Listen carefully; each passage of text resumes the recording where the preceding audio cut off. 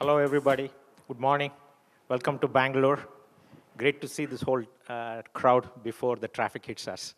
The most common, as an early stage investor, the most common question I get asked by media is, when would we see Google and Apple coming out of India, right? Companies that are deep tech, business, ecosystem controllers. My typical response to that question is, when do we think Valley will create Wipro, Infosys, or TCS? Because many of them don't get the point that we need to use the best of the available advantages that are non-linear in nature to take and build great businesses. And in 2011, when I started investing in India, we felt like the time has come for Indian entrepreneurs to build global product companies, especially the SaaS, that gives a great advantage for teams coming from anywhere in the world to tackle companies and businesses, again, anywhere in the world. And as an early investor into Girish's company called Freshworks, it was called Freshdesk before. It was a 6 employees company. We invested them, and then now somewhere, anytime I speak to him, between 1,500 and 2,000 employees, the story, the plot, what we invested to where he is right now, somewhat the core story remains the same, but the story has become deeper, richer, and the belief in the ecosystem. As a torchbearer, Girish is going to talk that what he has accomplished and how hundreds of such companies is possible from India. It's my privilege to request Girish to have a keynote on his journey as well as what is possible from India. Thank you.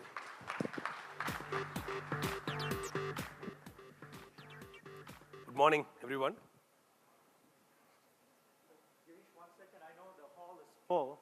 We have the next hall open, so you can sit there comfortably and listen to Girish as well.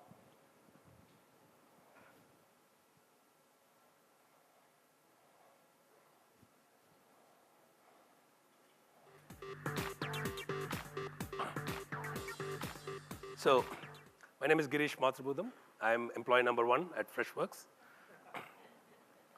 So I feel really good today, because I'll tell you, over the past several years, when I was attending NASSCOM Product Conclave, right from the early years of Freshworks, so I used to attend these keynotes, and there was a small dream in my heart that one day we should come here and do the keynote. So thank you, NASSCOM, for making that dream come true.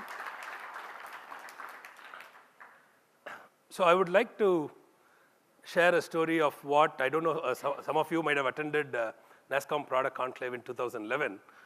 The keynote was, this is really tricky. So Vinod Khosla was the keynote speaker, and he was talking about how everybody says that you have to be in the valley to build product companies, and his advice was, reject all that punditry. You can build global product companies from India. And in fact, he also went ahead and gave 12 cool ideas on what areas to focus on.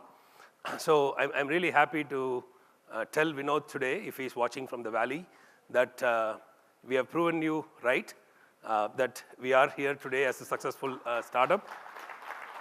And I'd also like to tell him, we took his advice too literally. We rejected his punditry also and didn't pick one of those 12 areas, but we actually did it in SaaS.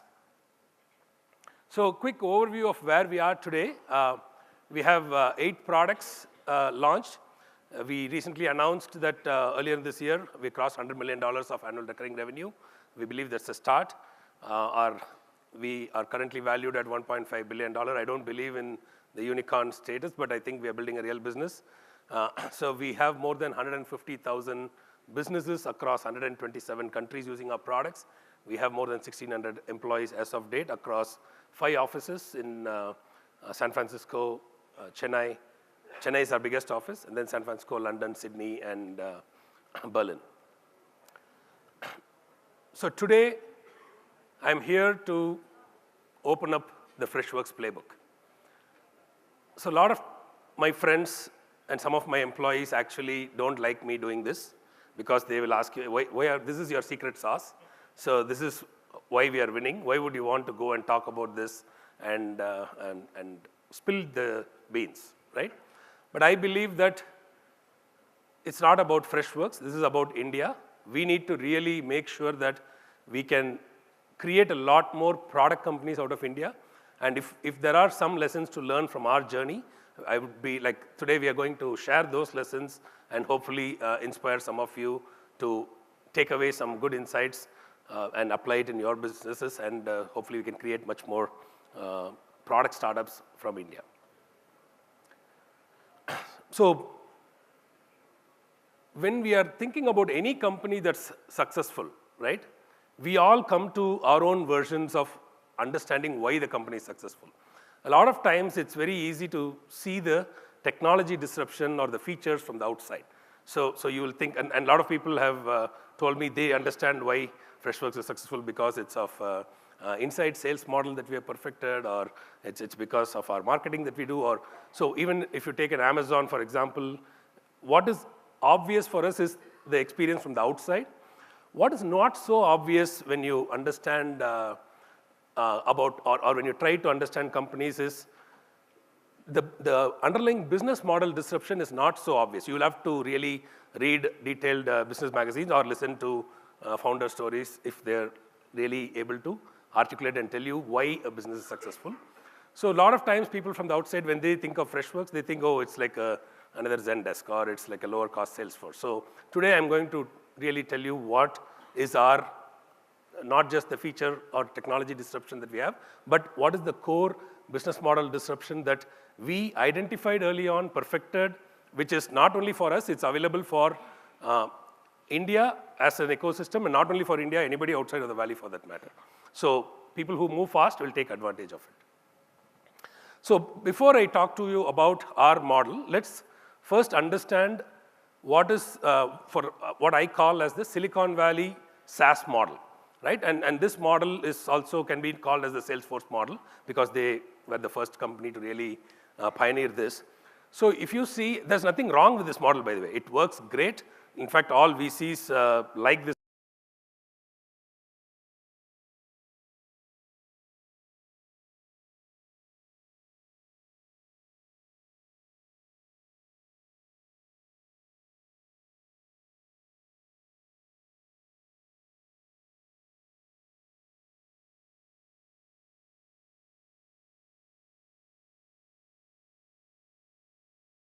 model.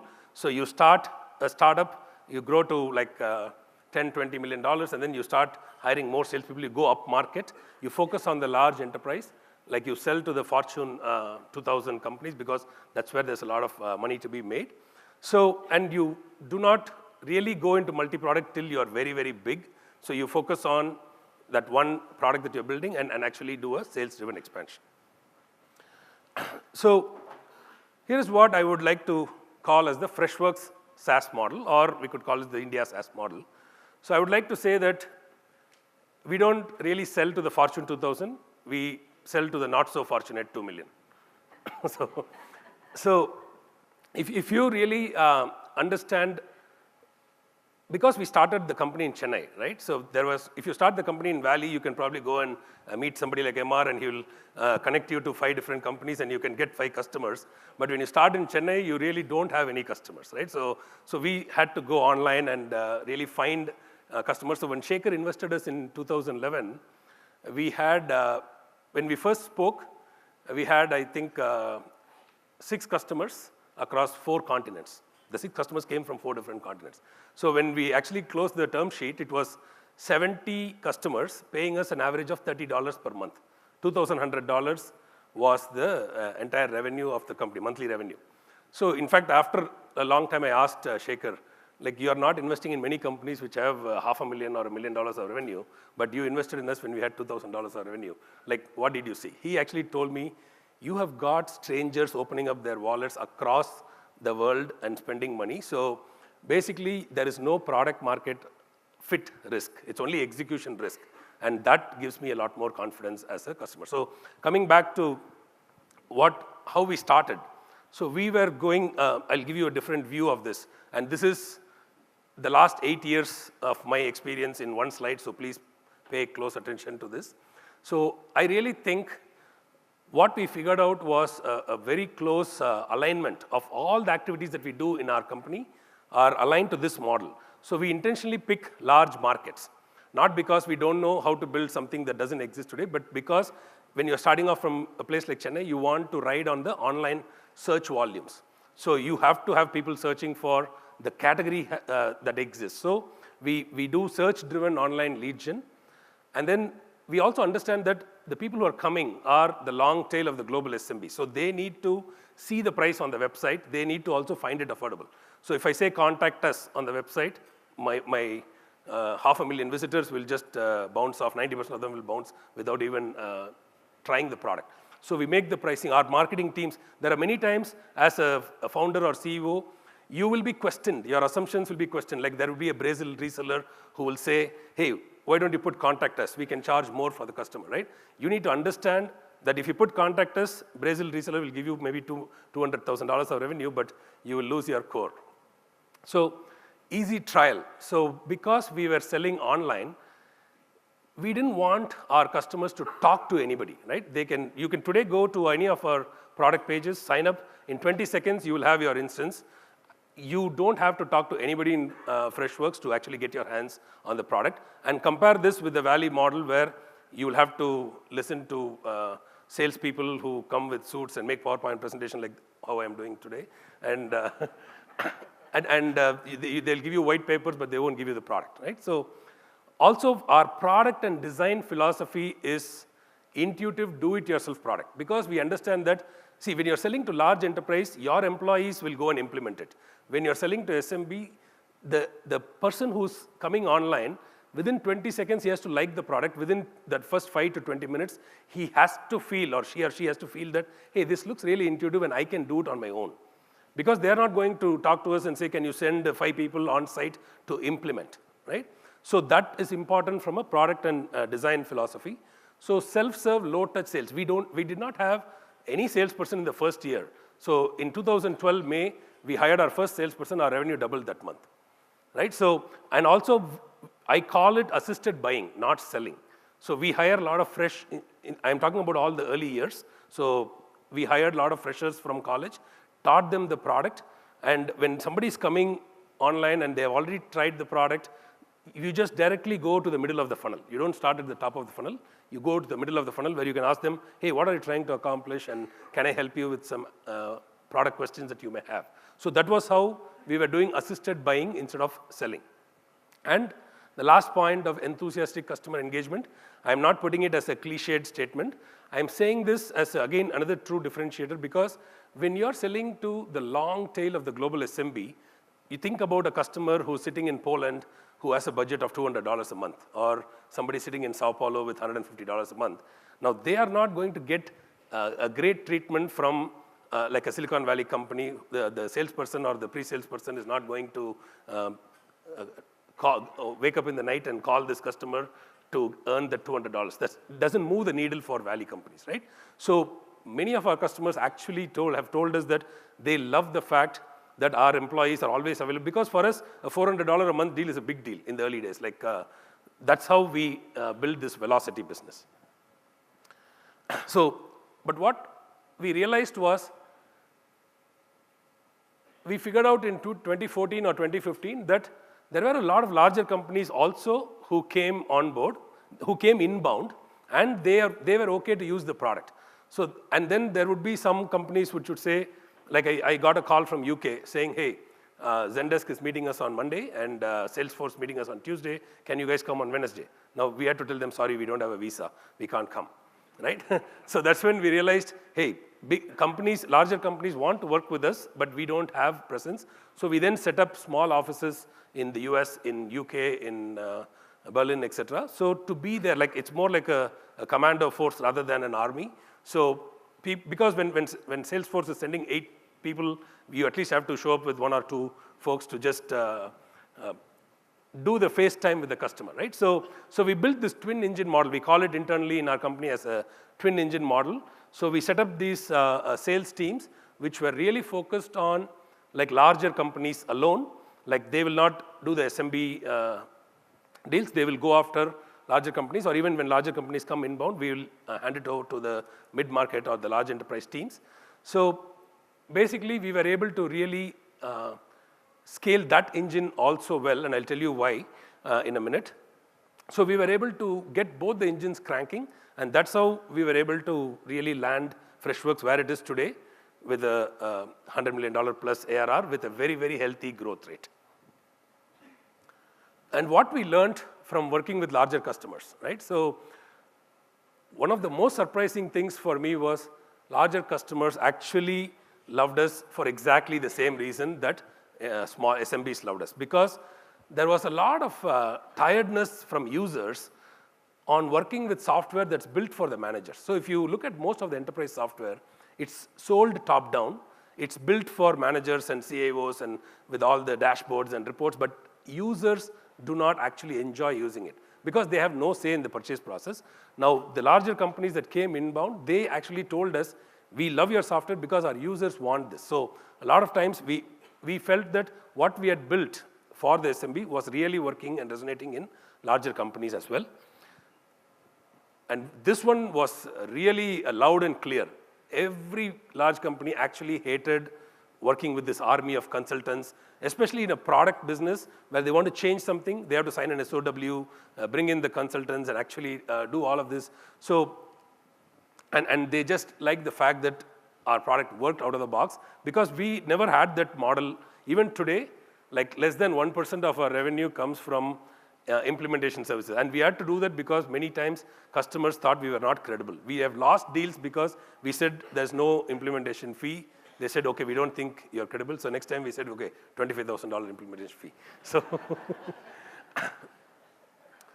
so instant gratification. Like again, there is a lot of tiredness in the market to spend 18 months to go live, 12 months to go live. So companies, larger companies are actually starting to see how can they cut that and go faster. And for that, what they're doing is they're willing to start small. So, and I think another company that really showed the same model is Atlassian, where a lot of times the software is used in big companies, but small teams start using it and then it grows virally. We saw the exact same phenomenon. So the large company team, one team will come, it starts with 25 users or 40 users. Before we know it, it'll be 400 users, 600 users. So it just, product grows. The land and expand was really working. And the reason for that is there was somebody in the company who hated this long implementation cycle. They wanted to start small and see how it goes. And the last one, which again turned out to be a big differentiator and win for us is because we didn't have this professional services model, we had built a marketplace. Like for example, if my iPhone and your iPhone is very different, right, because of the apps. But if you want something on your iPhone, you don't hire a consultant and ask them to write code. You go to the marketplace and actually install an app. So we took that model, that consumerization of IT really worked well. So because larger companies had some needs for integration, had some needs for customization, they were able to use this approach. So we were able to win, and we didn't really expect this to turn out as a clear differentiator for us. Now, before I talk to you about, for you to really understand our vision, so I would like to take you 11 years ago, right? We all know, a lot of times we think disruption or innovation is all about creating new categories, right? That's what we have been told, like you have to be a category creating product. Now, 11 years ago, we were all using these products, right? Do you remember these? My favorite Motorola flip phone or the TomTom or the Garmin GPS. You had a Canon or a point and shoot camera or a SanDisk MP3 player. So I think we either have a very young audience who doesn't know what these things are. So each one of these companies was actually, categories was considered to be a unique, innovative product category. And there were companies which were really winning in those categories. Multiple VC-funded companies were there. But think about this, right? So think about a customer who's actually carrying all these 4 devices. I've been there when traveling on a London tube train. I just throw away everything because it's too much load with all the chargers and the back and the cables, and so you just don't want to carry all of this, right? So nobody thought about it. Everybody was focused on making their product better and better.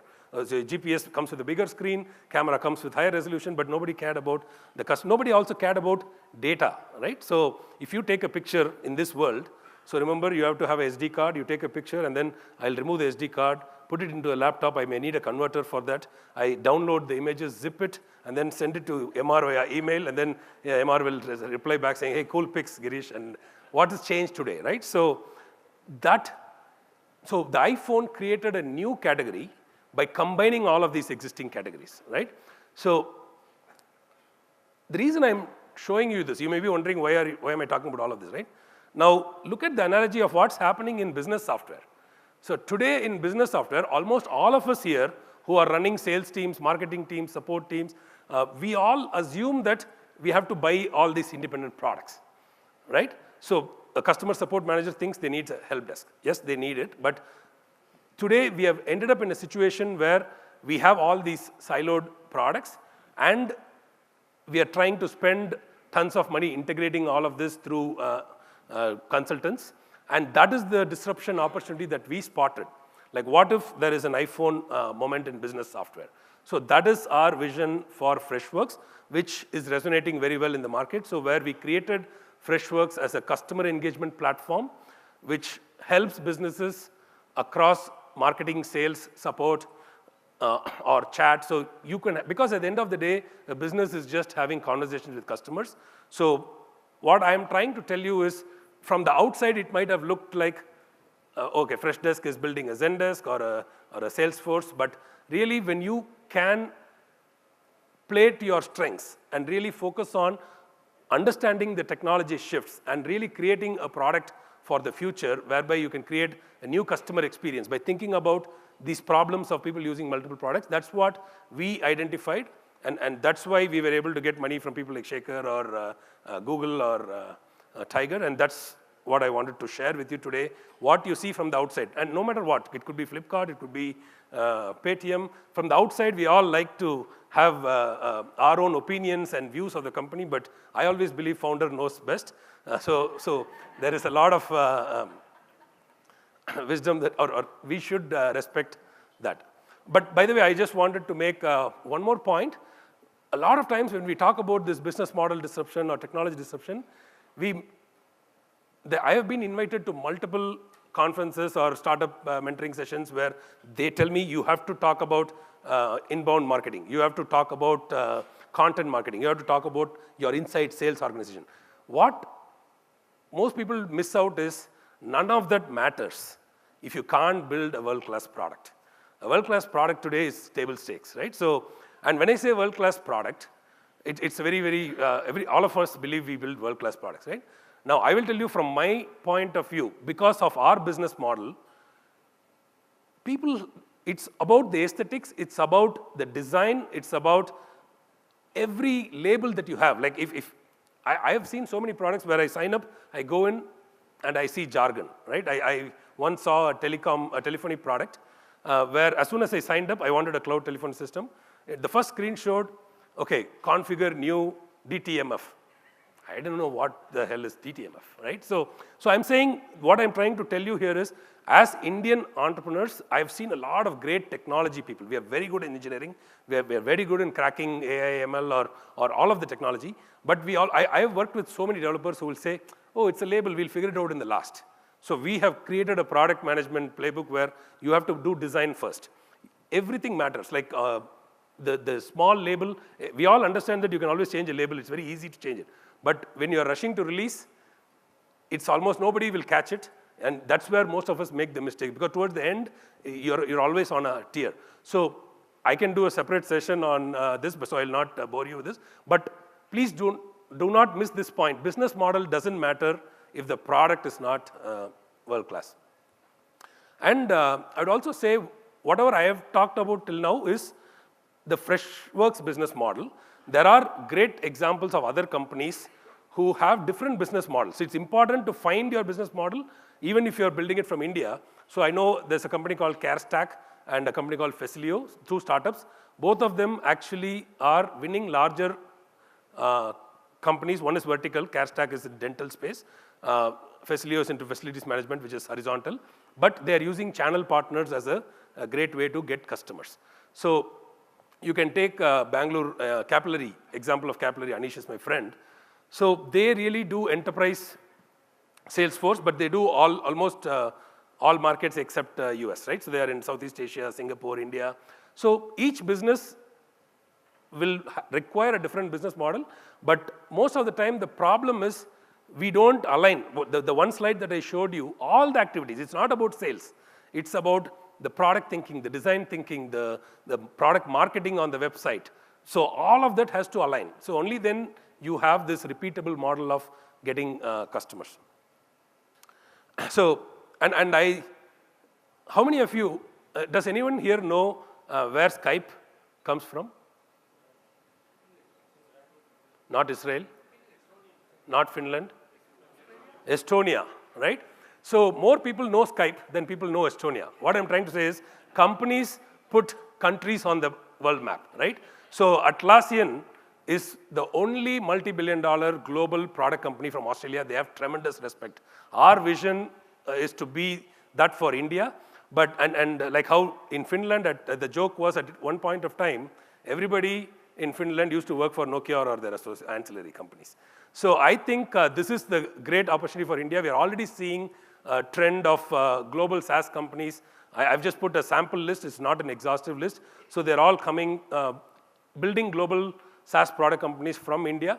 So I think it's a great opportunity for us. So NASSCOM, my appeal is IT services companies and NASSCOM have done a tremendous job over the last 2 decades to position India for IT services on the global map. But I think the need of the hour is we need more product companies. We definitely need more ecosystem support. So I would request NASSCOM to really pivot and take the focus on product startups like how we are doing NPC. So before I end, I would like to tell you a small story. Some of you may know it. It's called the 4-minute mile. So in the history of athletics, for a long time, till 1954, nobody had run a mile under 4 minutes. People were trying since 1886. So there was a lot of coaches who were focused in US, Europe, all over the world. They were trying to crack this. It was almost getting to a frustrating point because media was writing about it. And in fact, media and the coaches had almost predicted when this record would fall. So they had predicted that it has to be on a day with 68 degrees weather is like temperature is 68 degrees. It has to be on a hard surface. It has to be on a clear, dry day with like tens of thousands of spectators cheering on to give that athlete that performance boost, right? And then this guy, Roger Bannister, was a student. He had no time for coaches. He was just training alone. And he was one of the potential. Media actually criticized him, saying he should take the coach route rather than training like a lone wolf. And so he just came out one day on a wet day on clay track in front of 1,000 people. He did it under 4 minutes, right? He ran the mile in 3:59. And the whole world was like really actually relaxed. Because even his rivals felt, okay, at last somebody has done it, right? But the story is not about that. 46 days later, John Landy from Australia actually broke that record. He did it in 3:58. And 1 month later, 3 runners from the same race actually ran it under 4 miles. In the last 50 years, 1,000 runners have actually run a mile under 4 minutes. Now, I wish we could be seen as an example of somebody who has created a 100 million ARR startup from scaling from 0 to 100. We took 5 years and 2 months to go from 1 million to 100 million. And it is possible, so I just want to be that messenger and inspiration to all of you here that it is possible to do this from India, and we need a lot more. So wish you all the very best, and thank you for the opportunity.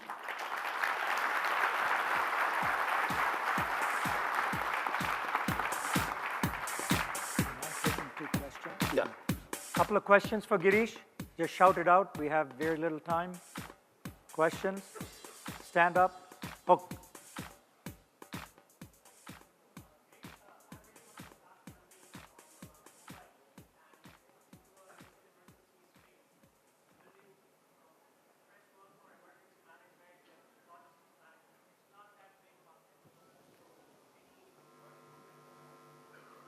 But what is the question? The question is, he's a small company in the emergency market space.